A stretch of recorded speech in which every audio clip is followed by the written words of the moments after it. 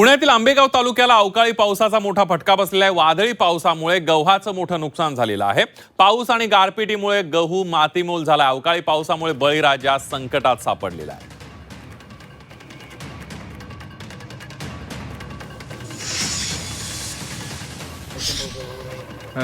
अवकाळीचा tomato उत्पादकांना फटका बसलाय। लातूरमध्ये शेतातच टोमॅटोचा लाल चिखल झाल्याचं पाहायला मिळालं। पाऊस आणि गारपिटीमुळे टोमॅटो डागाळलेत। भाव मिळत नसल्यानं शेतकऱ्यांना टोमॅटो फेकून दिलेत। उत्पादन खर्चही निघत नसल्यानं टोमॅटो उत्पादक शेतकरी आर्थिक संकटात सापडलाय।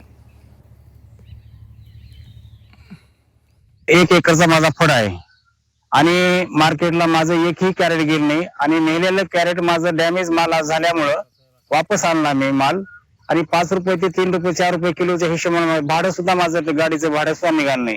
त्याच्यामुळे मी राग काय केलं की वावरातून मी काढून आणि उकंड्यावर रस्त्यावर मी टाकून दिलं। काय करावं लागलं ह्याचा पर्याय काय करावा लागेल तुम्ही आता सांगा, काय करायचं ते काय नाही ते।